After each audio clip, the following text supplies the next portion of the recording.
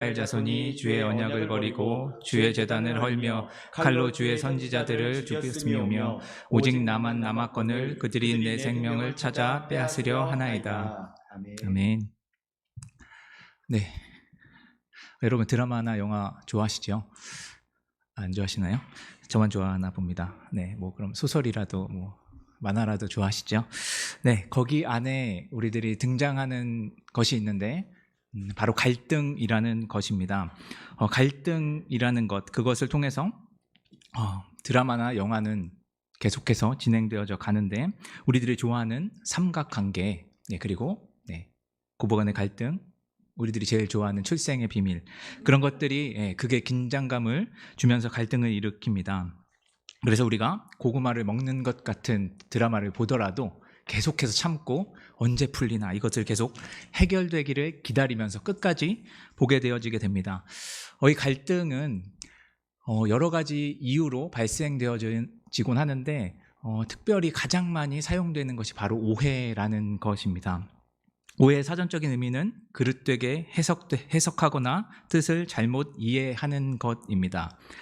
다시 말씀드려서 상황, 사람, 생각, 말, 행동 등을 그 의도와는 다르게 잘못 해석해서 발생하는 것이라는 것입니다.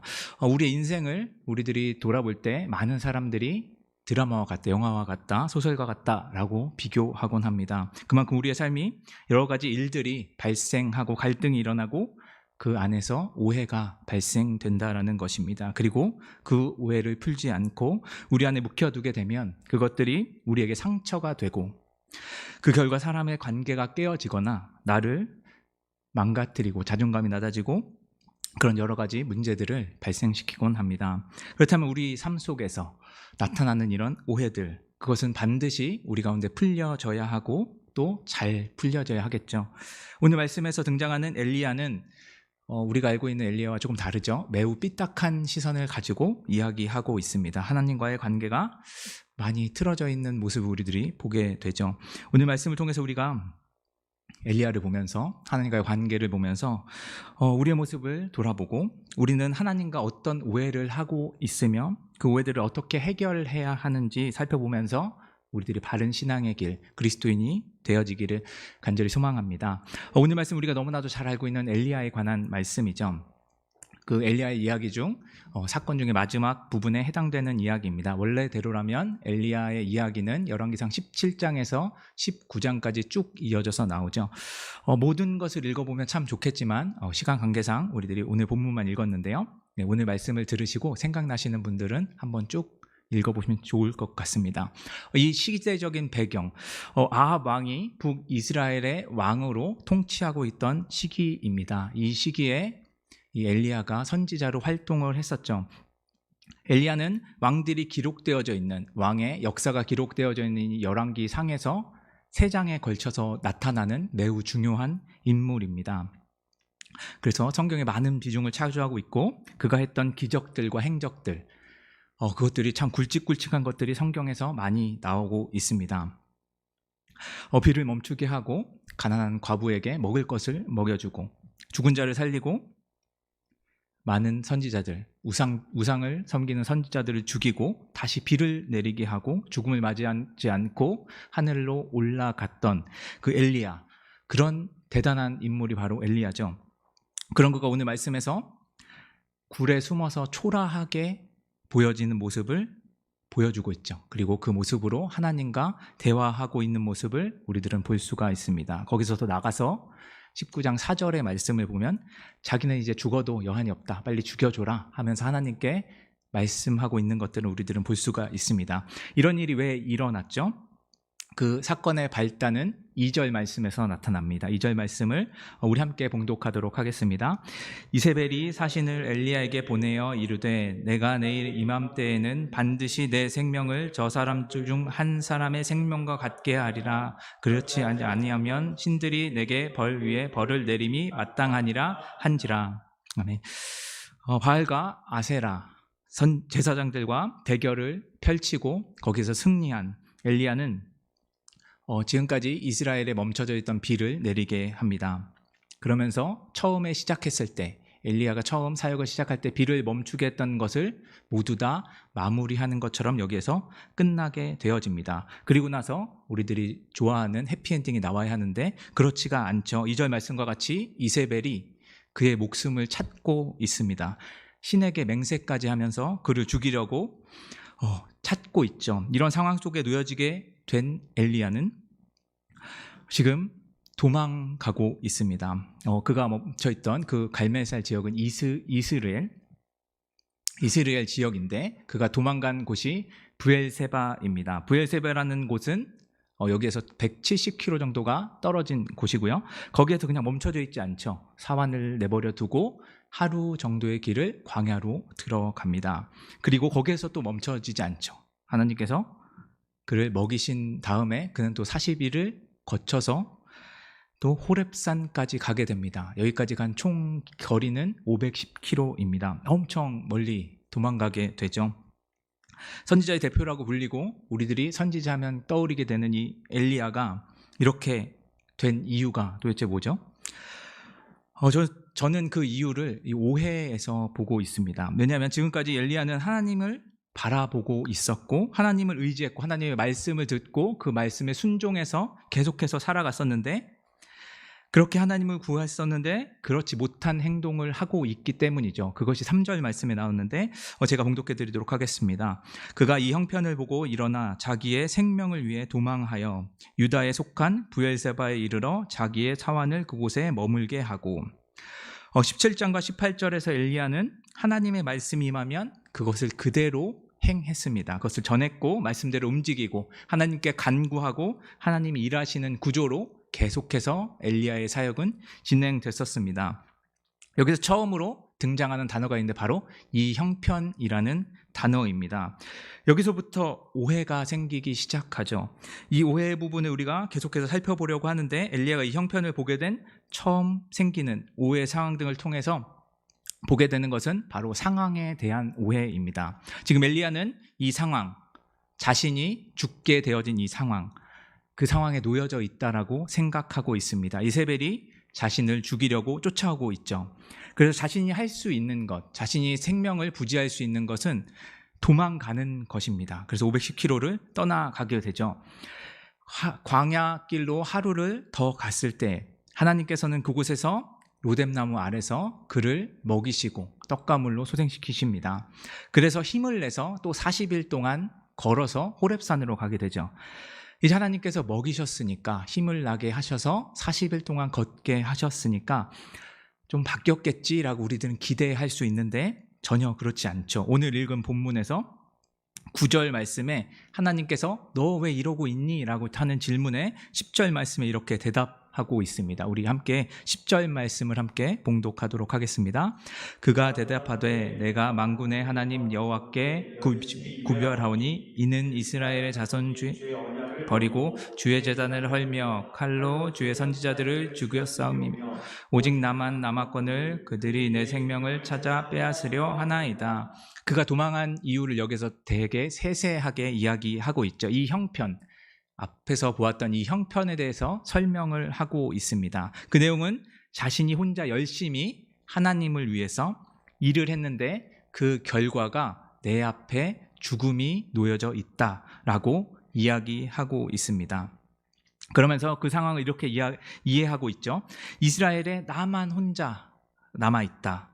하나님의 말씀을 전하고 하나님의 일을 할 선지자가 지금 나 혼자 남았는데 하나님이 날 죽음으로 이끌고 있구나라는 것으로 이해하고 있습니다. 그가 도망한 이유, 그가 본 이 형편이 이런 상황이라는 것이죠. 엘리야는 지금 확실히 자신이 죽게 되었다라고 이 상황을 받아들이고 있죠. 하지만 우리들이 잘 알고 있는 것처럼 엘리야가 지금까지 해왔던 일들, 하나님께서 일하셨던 것들을 보면 엘리야가 그렇게 생각하는 것이 의아합니다. 그가 오해하고 있다는 걸 우리들은 알 수가 있죠. 그는 이 안에서 하나님이 자신에게 일하셨던 것, 함께 하셨던 것을 하나도 기억하고 있지 못합니다. 바로 이 형편 때문입니다. 이런 상황의 오해, 이 상황으로 인한 오해는 그냥 이 하나의 오해에서 멈춰지지 않습니다. 다른 오해를 낳게 되어지는데 바로 사람에 관한 오해, 자신에 관한 오해로 이어져서 나타나게 됩니다. 10절 말씀에서 다시 한번 보게 되면 그 주변에 자신 외에 하나님을 위해서 일하는 자가 없다라고 이야기하고 있죠. 하나님께 열심을 내는 유별한 자가 자신밖에 없다라고 이야기하고 있습니다. 그의 눈에는 이스라엘 자손은 모두 하나님의 언약을 버리고 주의 제단을 헐고 선지자들을 죽인 자들이라고 보고 있습니다. 그리고 자신을 죽이려 하는 자로 보고 있죠. 여기서 말하는 이스라엘 자손은 정확히 보자면 모든 이스라엘의 자손이 아니죠. 이세벨과 아합, 그 무리들을 이야기합니다. 엘리야는 이것을 확대해서 보고 있죠. 우리는 이런 경우를 참 많이 보게 됩니다. 누구 한 사람 때문에 여러 사람이 나를 칭찬하거나 미워하거나 할 때 그게 내 뇌리에 박히면 모든 사람이 나를 미워하거나 나를 칭찬하거나 나를 좋아한다라는 성급한 일반화의 오류에 빠지곤 합니다. 지금 엘리야도 이런 상황에서 이것을 이해하고 있게 되죠. 하지만 그것은 사실이 아닙니다. 엘리야는 모르지 않습니다. 왜냐하면 17장에서 그가 만난 한 사람이 있기 때문입니다. 하나님을 위해 유별한 자가 있기 때문이죠. 열왕기상 18장 3절 4절 말씀 우리 교독해서 읽도록 하겠습니다. 아합이 왕국 맡은 자 오바댜를 불렀으니 이 오바댜는 여호와를 지극히 경외하는 자라. 이세벨이 여호와의 선지자들을 멸할 때에 오바댜가 선지자 100명을 가지고 50명씩 굴에 숨기고 떡과 물을 먹였더라. 엘리야는 지금 오바댜라는 사람을 만났죠. 그리고 들었습니다. 그가 지금 어떤 일을 했는지도 잘 알고 있습니다. 그런데 이 상황 속에서 이 상황의 오해로 인해서 이 오바댜에 대한 기억은 완전히 지워버리게 되어집니다. 그리고 그 오해는 이 상황에서 더욱더 나아가 자신을 오해하는 것까지 나아가게 합니다. 엘리야가 자신을 유일한 선지자로 보고 있는 것이 바로 그것이죠. 하나님의 일을 할 사람이 자신 외에 아무도 없다라는 것처럼 이야기하고 있습니다. 자신만이 하나님을 향한 열심이 있고 유별한 자, 하나님께 이스라엘에 남아있는 유일한 선지자라고 생각합니다. 이런 오해들이 계속해서 쌓이고 그것이 어디를 향하게 되냐면 바로 하나님을 향한 오해로 향하고 있습니다. 하나님께서 자신의 생명을 지금 이세벨에게 내어주시도록 허락하셨다라고 여기게 되어지는 거죠. 오늘 읽은 10절 말씀의 뉘앙스에서 왜 하나님께서 이런 상황을 나에게 주셔서 내가 이런 상황에 처하도록 나를 내버려 두셨는가? 그것을 계속해서 묻고 있는 것이죠. 누구보다 열심히 일했고 누구보다 충성되이 행했고 내가 이렇게 열심히 했는데 하나님은 도대체 왜 나한테 이러시는가? 라는 것을 지금 하나님께 따져 묻고 있는 것이죠. 사랑하는 성도 여러분, 이러한 엘리야의 오해를 보시면 많은 분들이 답답해 하실 겁니다. 고구마를 먹은 것 같으시죠? 고구마 100만 개를 먹은 것 같은 느낌. 바로 앞에 많은 것들이 있는데 그것을 보지 못하고 계속 오해만 쌓이고 있는 이런 것. 우리들은 이런 것을 보게 되어집니다. 하지만 이것이 우리가 살고 있는 현실이죠. 각자 다른 의견을 가지고 우리에게 일어나는 일들, 우리 주변에 있는 사람들, 그리고 나 자신, 우리들은 어떻게 그것을 보고 있는지 우리들의 삶을 한번 돌아볼 필요가 있습니다. 정말 사실 그대로 나의 모습, 하나님의 모습, 이웃의 모습, 나에게 주어진 상황들을 여러분들 바라보고 계신가요? 올바르게 이해하고 계신가요? 잘 모르겠다라고 생각하시는 분들이 많으실 것이고 그게 너무나 당연한 것일 텐데 각자의 다른 의견을 가지고 계실 것이지만 그렇다면 우리에게 오해가 있다면 잘못 생각하고 있다면 그것을 해결해야 한다라는 것은 모두 다 동의를 하고 계실 것입니다. 그렇다면 오늘 말씀에서 이 상황, 엘리야와 같은 이런 상황들 그것을 해결할 수 있는 사이다와 같은 것을 우리들은 찾아보아야겠죠. 그것이 이제 본문에서 쭉 나오게 됩니다. 오늘 말씀에서 읽었던 9절과 10절의 내용은 13절과 14절에서 반복해서 나타납니다. 그 사이에 있는 것이 바로 11절과 12절의 말씀이죠. 우리 함께 11절, 12절 말씀을 교독해 보도록 하겠습니다. 여호와께서 이르시되 너는 나가서 여호와 앞에서 산에 서라 하시더니 여호와께서 지나가시는데 여호와 앞에 크고 강한 바람이 산을 가르고 바위를 부수나 바람 가운데에 여호와께서 계시지 아니하며 바람 후에 지진이 있으나 지진 가운데에서도 여호와께서 계시지 아니하며 또 지진 후에 불이 있으나 불 가운데도 여호와께 계시지 아니하더니 불 후에 세미한 소리가 있는지라. 네, 이 11절, 12절 말씀이 있은 후에 13절, 14절 말씀이 나오는데 이 9절, 10절과 13절, 14절의 엘리야의 모습이 조금 다르게 등장합니다. 9절에서는 하나님의 말씀을 임했을 때 엘리야의 모습, 말씀을 듣는 엘리야의 모습은 굴 안에 들어가 있죠. 그런데 13절에서는 엘리야가 얼굴을 가리고 굴 어귀까지 나와서 하나님의 말씀을 듣고 하나님과 대화하고 있는 모습을 볼 수 있습니다. 엘리야의 태도가 변했다라는 것이죠. 11절, 12절 말씀을 보면서 그 사건 때문에 엘리야의 태도가 변했다라는 것입니다.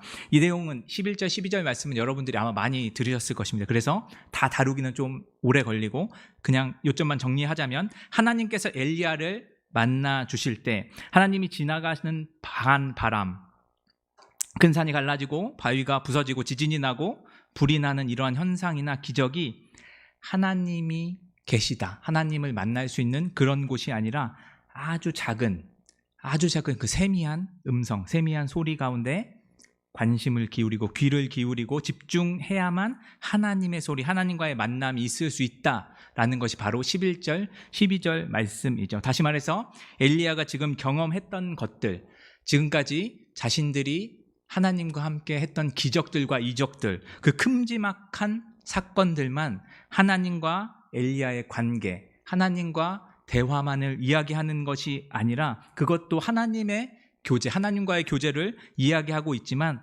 그것만이 전부가 아니라 진짜 하나님을 만나고 하나님과 동행하고 하나님을 알게 되려면 그 작은 소리, 나에게만 하시는 하나님과 나만의 시간, 그 장소, 그 소리가 필요하다라는 것, 그 속에서, 그 소망 속에서 세미한 음성을 듣고 싶다는 그 소망 속에서 하나님과 만나게 된다라는 것입니다. 그 세미한 소리, 그 만남이 굴 속에서 웅크리고 꿍해 있던 이 엘리야를 굴 어귀로 끌어내고 있습니다. 이것이 오늘 말씀에서 말하고 있는 바로 오해를 풀게 되어지는 열쇠가 되어지는 것이죠.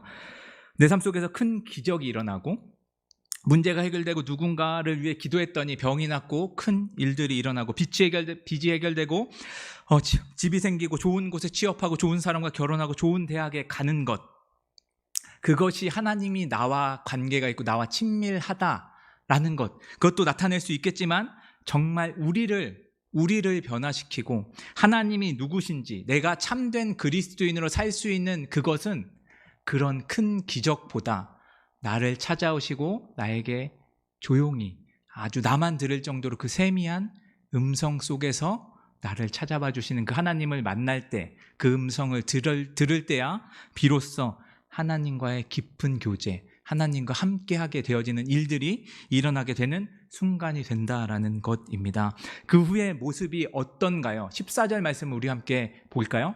14절 말씀을 우리 함께 읽어보도록 하겠습니다. 그가 대답하되 내가 만군의 하나님 여호와께 열심히 유별하오니 이는 이스라엘 자손이 주의 언약을 버리고 주의 제단을 헐며 칼로 주의 선지자들을 죽였음이오며 오직 나만 남았거늘 그들이 내 생명을 찾아 빼앗으려 하나이다.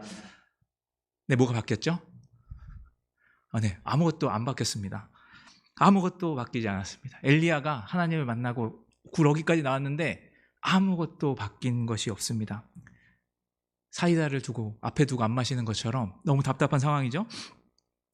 그렇게 생각하는 분들이 있는데 저는 좀 이것을 다르게 봅니다. 다르게 생각합니다. 지금 하나님을 만나고 바뀐 것이 무엇이죠? 상황이 바뀌었나요? 아니요. 아무 상황도 바뀌지 않았습니다. 이세벨이 이 엘리야를 쫓아오고 있는 상황은 전혀 바뀐 것이 없죠. 그런데 지금 엘리야만 바뀌었습니다. 엘리야의 태도, 엘리야와 하나님과의 관계가 바뀌게 된 것이죠.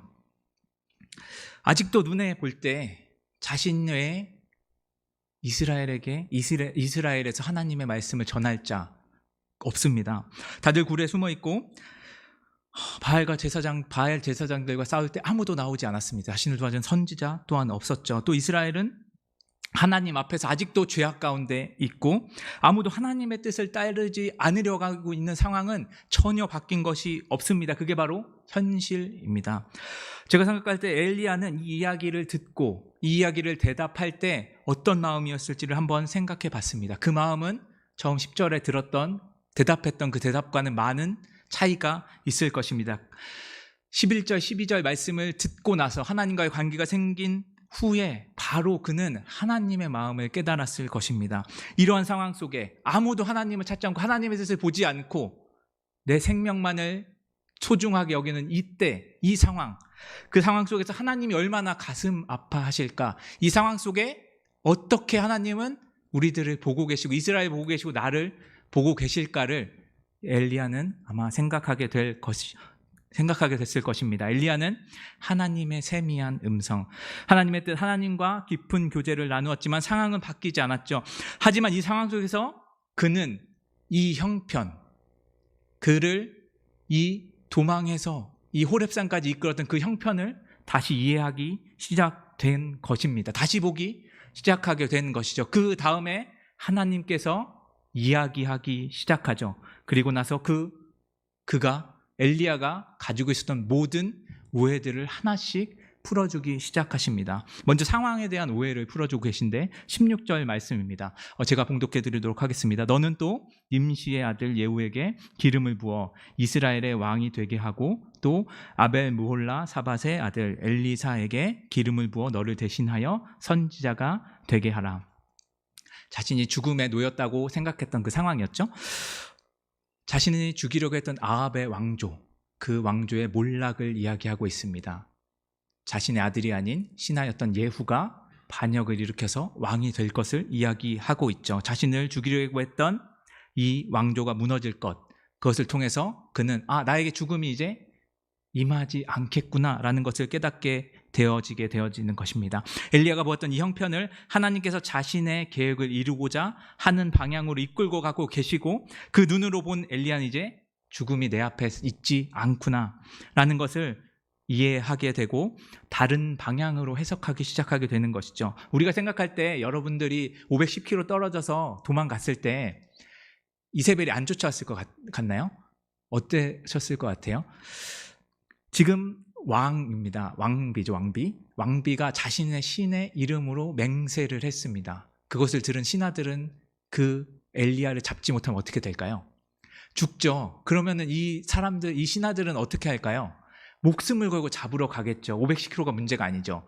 남유다는 당시에 적대적인 국가가 아니었습니다. 아사왕과 여호사밧 왕은 굉장히 친한 우호적인 관계를 갖고 있던 나라였죠. 엘리야 잡으러 간다 그러면 군사를 끌고 간다고 해도 막을 수 있는 이유가 전혀 없습니다. 그렇다면 이 도망할 때 하나님께서 이 도망을 허락하여 주셨다는 거죠. 하나님께서 엘리야를 찾는 것을 막으셨다라는 것을 엘리야는 이제 깨닫게 되어집니다. 그리고 또 사람에 대한 오해를 해석하고 풀어주고 계시죠. 18절 말씀입니다. 제가 봉독해 드리도록 하겠습니다. 그러나 내가 이스라엘 가운데서 7,000명을 남기리니 다 바알에게 무릎 꿇지 아니하고 다 바알에게 입맞추지 아니한 자니라. 이스라엘에 자신만 남았다고 생각했던 엘리야, 그 오해로 인해서 자신만 외롭게 혼자 도망했던 이 상황 속에서 자신과 함께 동역할 자들, 하나님의 일에 유별이 열심히 낼 것 같은 그 사람들을 지금 하나님께서 준비하고 계시다라는 것을 이야기하고 계신 것이죠. 그리고 마지막으로 자신에 대한 오해를 풀어주고 계십니다. 16절, 17절 말씀인데 한 절씩 교독하도록 하겠습니다. 너는 또 nim시의 아들 예후에게 기름을 부어 이스라엘의 왕이 되게 하고 또 아벨 무홀라 사밧의 아들 엘리사에게 기름을 부어 너를 대신하여 선지자가 되게 하라. 하사엘의 칼을 피하는 자를 예후가 죽일 것이요 예후의 칼을 피하는 자를 엘리사가 죽이리라. 자신의 후임을 이야기한다라는 예비됐다라는 이야기죠. 자신이 했던 일들이 끊어지지 않고 엘리사를 통해서 계속 이어지게 될 것에 대한 이야기를 하고 계십니다. 이 오해들, 자신이 상황과 사람들과 자신에 대한 오해들을 하나님께서 풀어주고 계시죠. 이 오해가 풀린 그는 로뎀나무 아래서 자신이 죽기를 하나님께 구했을 때 그 모습과 다른 모습을 하고 있죠. 그는 이제 자신의 목숨을 구걸했던 그때가 아니라 바로 일어나서 하나님이 명령하신 것을 기억하고 엘리사에게 가서 기름을 붓고 후임자로 맞이합니다. 그리고 아람 왕을 세우고 자신의 생명이 이세벨이나 아합의 손에 달려있지 않다라는 것을 깨닫게 되죠. 그래서 하나님께 자신의 생명이 붙잡혀 있다라는 것을 깨닫고 나중에 후에 보면 나봇의 포도원을 빼앗았을 때 이세벨이 아니죠. 엘리야는 그 자리를 피하지 않고 아합에게 가서 그 왕조가 몰락할 것을 이야기하게 되어집니다.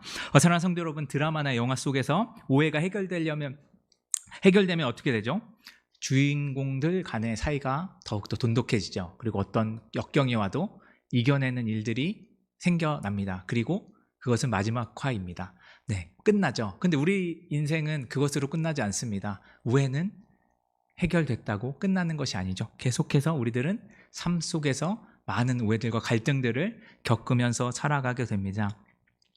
우리들이 기억해야 하는 것, 오해가 해결된다고 하더라도 모든 문제가 해결되지 않는다라는 것을 우리들은 기억해야 합니다. 결국 우리 삶 속에서 다른 오해들이 쌓이고 결국 그로 인해서 우리들의 입술 속에는 불평과 불만, 원망과 좌절과 실망만 나오게 되어지게 되는 것이죠. 진짜 오해를 해결하는 방법은 그 문제를 그냥 덮고 넘어가고 해결되어지는 것에 끝나는 것이 아닙니다. 바로 하나님과 관계가 회복되어지고 그 세미한 음성, 나에게 말씀하시는 그 세미한 음성을 내가 듣게 되고 그 말씀에 반응하게 될 때 어떤 오해가 우리 삶 속에 계속해서 쌓인다고 하여도 그것은 그냥 오해, 나에게 문제가 되어지는 것이 아니라 하나님께서 그것을 사용하셔서 나를 더 하나님께 깊이 빠진 자, 하나님과 더욱더 깊이 교제하는 자, 하나님의 자녀로 세워가는 것으로 사용하게 될 것입니다. 우리에게 일어나는 오해와 문제들을 우리는 해결하려고 하고 극복하고 하려는데 우리의 모든 에너지를 쓰면서 우리들은 살아가고 있습니다. 코로나도 그렇죠. 그리고 얼마 남지 않은 대선도 그렇습니다.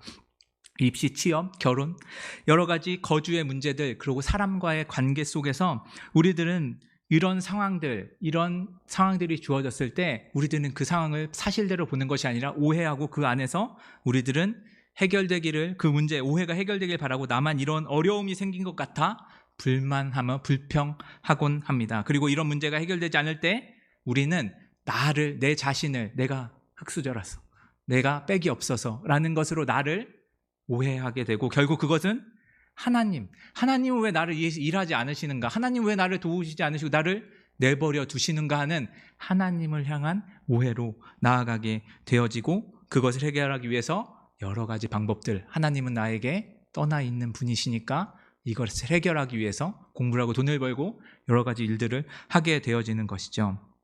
그런 결과가 어떻게 되죠? 아까 전에 말씀드렸다시피 우리는 계속 반복해서 또 다른 오해가 생겨지게 되어지는 것입니다. 그리고 우리들은 이런 상황에 놓였을 때 어떻게 해야 되는지를 잘 한번 생각을 해 보아야겠죠.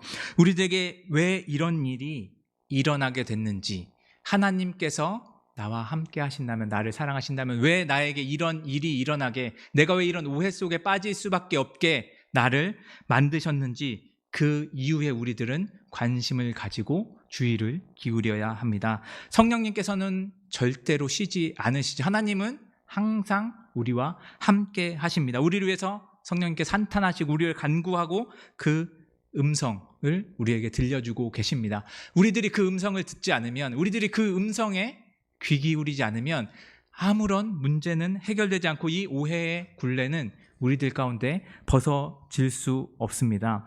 사랑하는 성도 여러분, 신실하신 하나님이 우리와 지금 함께하고 계십니다. 이것이 우리가 믿어야 하는 사실입니다.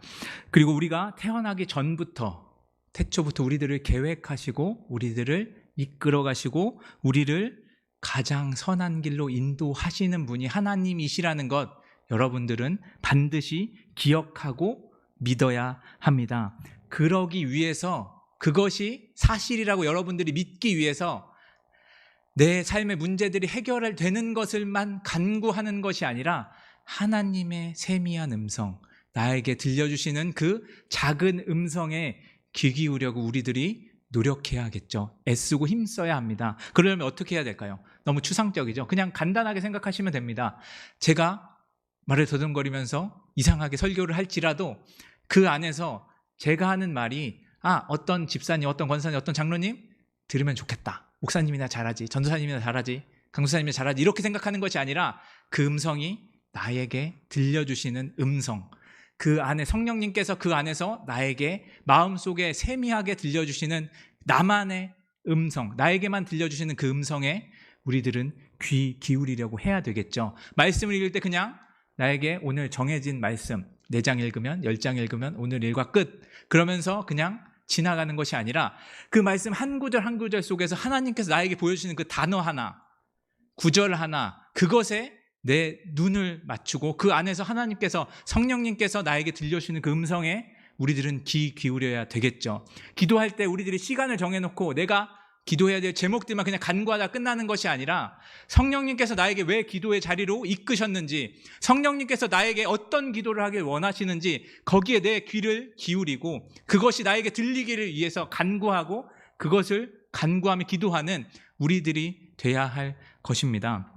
우리들은 하나님이 사랑하는 자녀입니다. 하나님이 우리에게 세미한 음성을 들려주지 않으시는 것이 아니라 우리들이 듣지 않으려고 하는 것입니다. 하나님께서는 이 세미한 음성을 들려주신 자, 자신을 배신했던 베드로가 성령님을 통해서, 성령님의 강림 후에 제자의 삶을 살아가게 만드시는 분이십니다. 그런 하나님, 하나님의 음성을 들은 자, 성령님이 역사하는 자는 우리들 가운데 있는 눈에 보이는 세상의 것들에 그게 사실이라고 보는 것이 아니라 하나님의 말씀을 보고 그 말씀 속에 성령님이 내 안에서 말씀하시는 것이 내 삶에서 가장 중요한 것, 그것이 사실이라고 믿는 자들입니다. 오늘 우리들 가운데 일어나는 모든 상황들, 사람들로 인한 것들, 나로 인한 것들, 오해가 쌓였을 때 다른 것으로 그것을 해결하려고 하지 말고 그것을 통해서 하나님께서 나에게 들려주시는 음성에 귀 기울이고 그것을 통해서 우리들이 하나님으로 인해서 이 세상을 바라보고 그것을 통해 이 세상에 승리를 선포하시고 승리를 쟁취하게 하셨던 예수 그리스도를 본받아 그 모든 삶에서 승리하며 나아가는 우리 모두들